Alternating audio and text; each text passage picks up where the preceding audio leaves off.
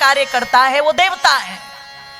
एक होता है लेने वाला, जो लेने का काम करता है। सिद्धांत कहता है महाराज आप तो वीरे राज है, बड़े बड़े यज्ञों के जाता है, इतना वैरागी भाव है आपका। आप जानते होंगे देने वाले से, लेने वाले से हमेशा देने वाला बड़ा होता है। आज हम लेने वालों की भूमिका में हैं, झोली फैला करके आपके दरवाजे पर आए हैं, और इस झोली में भी अगर कोई धन दे दे, कोई हीरे मोती दे दे, कोई भूमि दे दे, ये छोटी बात है महाराज। पर जिस अपने हृदय के टुकड़े को इतने वर्ष तक अपने आंगन में पाला हो, अगर कोई अपने उस हृदय के टुकड़े को दे दे तो उससे बड़ा दानी मेरी दृष्टि में कोई नहीं है। कहने को तो मुझे आपके चरण छूने चाहिए। ये रामचंद्र जी के पिता महाराज दशरथ के वचन है, ये उनके वचन है। और आज लड़की का पिता कितना भी कुछ कर दे, कितना भी कुछ दे दे, पर लड़के वालों का अहंकार धुलता नहीं है। ऐसा लगता है लड़की वाले ने जैसे लड़की पैदा करके कोई बहुत बड़ा अपराध कर दिया, और इन्होंने लड़के पैदा करके बहुत बड़े पुण्य का काम कर दिया। और कई बार देखा कि भर भर के दौलत दी, सब कुछ किया, अपनी हैसियत से बाहर किया अपनी बेटी की खुशी के लिए, पर फिर भी कई बार वो पंखे से लटकी हुई मिली, वो सिलेंडर से जली हुई मिली, गर्दन घोट करके मरी हुई मिली। बहुत सारी घटनाएं हुई। मैं निवेदन कर दूं आप लोगों के मध्य में, पता नहीं राम के देश में त्रेता युग का काल था जब लड़की के पिता को बड़ा माना जाता था और लड़के के पिता को छोटा माना जाता था। पर राम के भक्तों ने इतनी उन्नति तो कर ली कि आज बेटी का पिता सब कुछ देकर के भी छोटा है और बेटे का पिता सब कुछ लेकर के भी बड़ा है। ये रामायण है। तब जनक जी ने एक बात कही थी कि मुझे लगता था कि मेरी बेटी यहाँ तो पुत्री बनकर के रही, पर अयोध्या में जाएगी तो बहू बनकर के रहेगी। आपने दरवाजे पर ही मुझे निश्चित कर दिया कि मेरी बेटी यहाँ भी बेटी थी और वो अयोध्या में भी बेटी ही बनकर के रहेगी। आपने मुझे निश्चित कर दिया। मैं कह दूं दोनों पक्षों ने आतिथ्य सत्कार हुआ, राम जी से मिले, सब हुआ। अगले दिन दोनों पक्ष बैठे और यहाँ जो चर्चा हुई दोनों पक्षों में वो ये नहीं हुई कि कितना धन, कितना धान्य, तुम्हारी कितनी भूमि, हमारी कितनी भूमि, ना।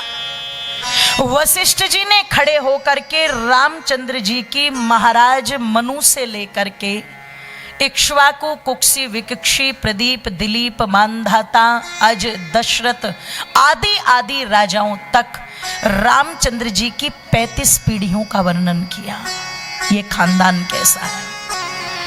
और उधर कहते हैं भगवती सीता जी के जो कुल पुरोहित थे स्वामी शतानंद जी महाराज, उन्होंने जगत जननी भगवती सीता माता की 22 पीढ़ियों का वर्णन किया। राजा निमि, मिथि आदि से लेकर के हर्षरोमा, और हर्षरोमा के थे जनक जी और कुश ध्वज जी। ये 22 पीढ़ियों का वर्णन हुआ। मतलब क्या देखा गया? कुल और खानदान। और यदि मैं अपने बचपन को याद करती हूँ तो मुझे खूब याद है, परिवार में जब विवाह की चर्चा आई तो एक ही बात कही जाती थी, खानदान देख लेना, खानदान देख लेना। आज तो खानदान ही खत्म हो गए हैं और ये एक एक बच्चे ने तो खानदान बिल्कुल ही समाप्त कर दिए। बुआ, चाचा, ताऊ आदि सब खत्म है ना, ये तो बिल्कुल ही नष्ट हो गए। तो पता लगा कि वहां पर खानदान की जब चर्चा आई तो सबने कहा उत्तम, उत्तम, अति उत्तम। जब इतना कुल श्रेष्ठ दो सत्ताएं आज आपस में आर्यावर्त की मिल रही है तो तिलक एक का ही क्यों कर रहे हो? ये लक्ष्मण जी भी तो साथ में आए थे, जरा बुलाओ तो इन्हें आगे। हम उर्मिला जी का हाथ लक्ष्मण के लिए देते हैं। वशिष्ठ जी ने कहा जब 2 का तिलक करके भेजोगे तो हम अपने 2 को बिना तिलक के क्यों ले जाए, 2 का और करो। फिर हमने सुना है जनक जी के जो भाई हैं कुशध्वज, इनकी भी 2 बेटियां हैं, मांडवी और श्रुति कीर्ति। मैं मांडवी का हाथ भरत के लिए मांगता हूं और श्रुति कीर्ति का हाथ शत्रुघ्न के लिए मांगता हूं। आए तो थे बारात एक की लेकर के और तिलक कितनों का कर दिया? जोर से बोलो। और आज के अगर राम लक्ष्मण होते तो क्या कहते? मम्मी, पापा, ये क्या कर रहे हो आप? मैं तो एंजॉय नहीं कर पाऊंगा भैया के शादी में। यही बोलते कि नहीं बोलते? लेकिन ध्यान रखिएगा, उनमें से कोई कुछ भी नहीं बोला। कहां तो मंडप एक का तैयार होना था और कहां चारों के मंडप तैयार हुए। और मेरी माताओं, महाराज जनक ने चारों पुत्रियों का हाथ चारों के हाथ में दिया, जिसे कहा जाता है पाणी ग्रहण संस्कार।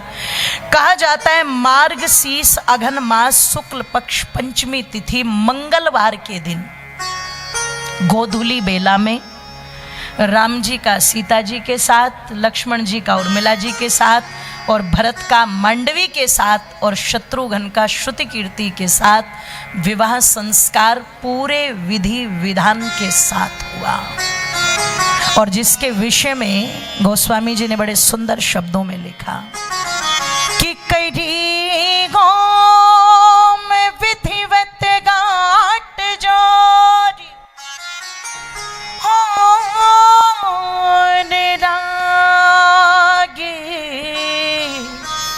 भावरे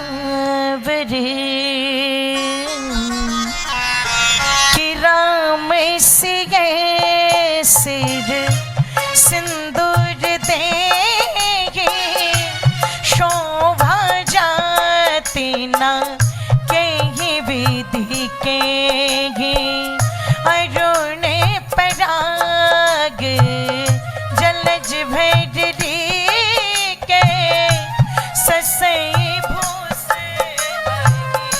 लोभन भी के बहुरी वशिष्ठ दीने अनुशासन हो वर तुरखन बैठे एक आसन राम सिया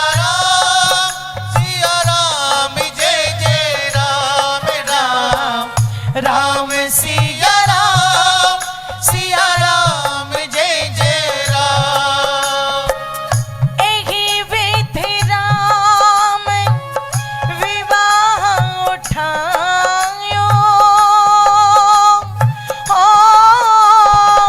सकई तबरनी सहस मुख जाओ राम सिया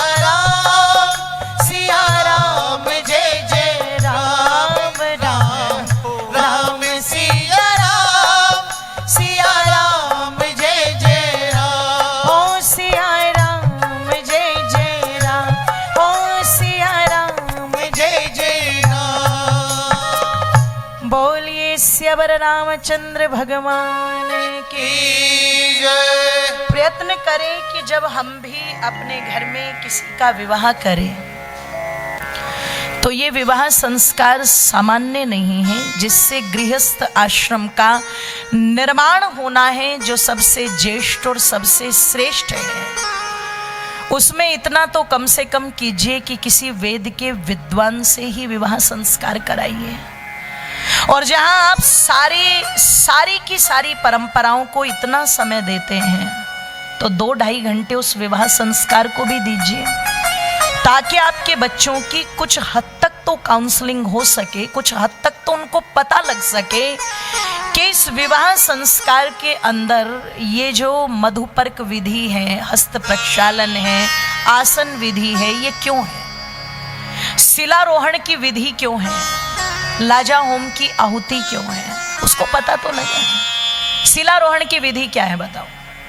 एक पुरुष से अधिक जो धैर्य होता है वो स्त्रियों में अधिक होता है। इसलिए ये कहा जाता था कि पुरुष घर के अंदर साधन जुटा सकता है, पर घर को घर बनाने का काम अगर कोई करेगी तो वो स्त्री करेगी। गृहिणी गृह उच्चते। क्यों? उसमें धैर्य अधिक है, समझदारी अधिक है, सूझबूझ अधिक है, संभालने की क्षमता भगवान ने उसको अधिक दी है, सजाने की क्षमता भगवान ने उसको अधिक दी है, इसलिए वो घर को घर बना सकती है। पर आज स्वतंत्रता के नाम पर, फ्रीडम के नाम पर, दूसरी चीजों के नाम पर, भौतिकवादिता के नाम पर क्या कहा जा रहा है? किसी की सुनना मत। और अगर कोई ऐसा उपदेश भी कर रहा है ना तो क्या कहते हैं? ये दादा आदम के जमाने की बात ही नहीं है। घर को घर बनाने वाली बात है। इसलिए जिस लड़की को पहले से माँ इसलिए सब कुछ सिखाती थी कि तुम्हें अगले घर जाना है, अगले घर जाना है, तो लड़की को रहता था हाँ वो मेरा घर है जिस घर को मुझे घर बनाना है। उसका एक एक रिश्ता मेरा है, उसकी एक एक वस्तु मेरी है, उसका सब कुछ मेरा है। तो वो ढूंढती थी मेरा घर। आज जो जिस तरीके की परवरिश है उस परवरिश में घर नहीं ढूंढा जाता, घर में कमरा ढूंढा जाता है। वेयर इज माई रूम, मेरा कमरा कौन सा है। और जिसने घर में कमरा ढूंढ लिया वो घर या घर वालों को तो अपना नहीं समझेगी। बहुत अंतर है। वो शिलारोहण की विधि इसलिए थी, एक भाई कन्या का पैर जो रखवा रहा है दाहिना पैर उस पत्थर पर, वो कहता था बहुत सी विपरीत परिस्थितियां आएंगी। एक नया कपड़ा भी हम पहने तो वो एकदम से हमें रास नहीं आता, एक नया जूता हमें रास नहीं आता, नई चीज समय लेती है।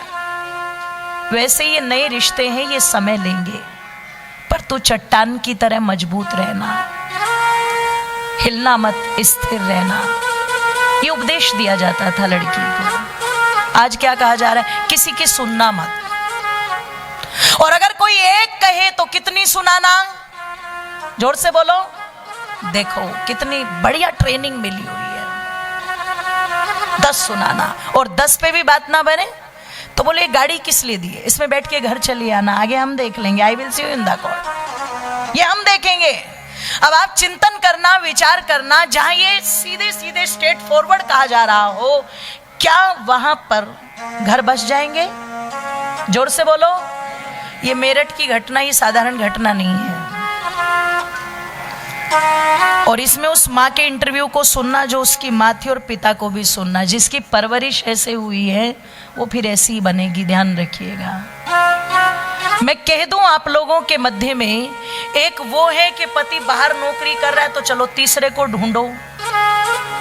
एक ये रामायण है जहां पर वन जाते समय, ध्यान रखिएगा, एक सीता जी का पक्ष आता है, कौशल्या माता का पक्ष आता है, सुमित्रा का पक्ष आता है, पर एक पक्ष आता है लक्ष्मण और उर्मिला का। जब कहते हैं लक्ष्मण जी को माता सुमित्रा से अनुमति मिली है तो लक्ष्मण जी अपने मन में सोच रहे हैं मैं उर्मिला से क्या कहूंगा, मतलब क्या कह करके बन जाऊंगा, मैं पत्नी है वो मेरी, समझ नहीं आ रहा है उनको क्या कहूंगा क्या कहूंगा। और ये सोचते सोचते उर्मिला के महल की तरफ जा रहे हैं।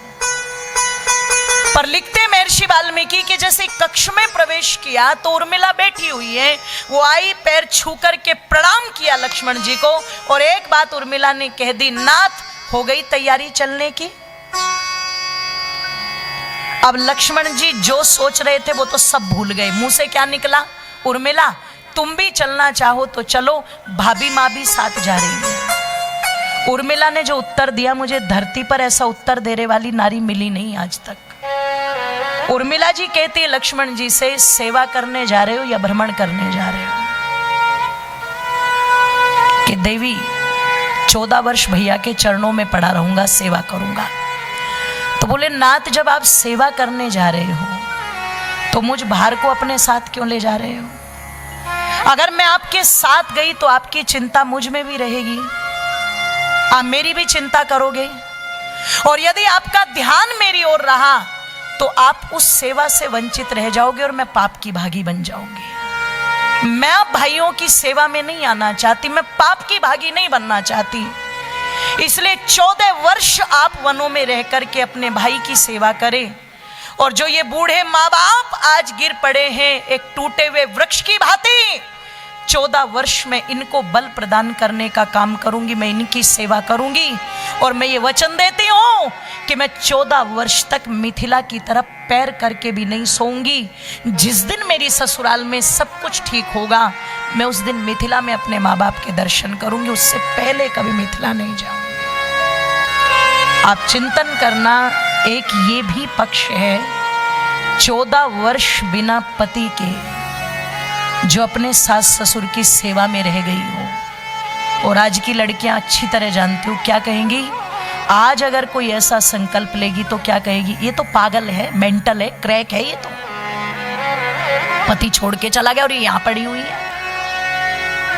जिन्हें त्रेता युग में मर्यादा कह करके, संस्कार कह करके ऋषियों ने ये ग्रंथ लिख के अपनी लेखनी चलाई, आज के टाइम में हम उन्हीं को मेंटल कहते हैं। मतलब जब आप अपने आदर्शों को ही ध्यान रखना पागलपन बता दोगे तो फिर संस्कार कहाँ बचेंगे और संस्कृति कहाँ बचेगी। और एक बात याद रखना, अगर ये संस्कार नहीं बचे, ये संस्कृति नहीं बची, तो ये देश भी नहीं बचेगा। इस बात को याद रखना। इन्हीं शब्दों के साथ मैं अपनी वाणी को यहीं पर विश्राम देती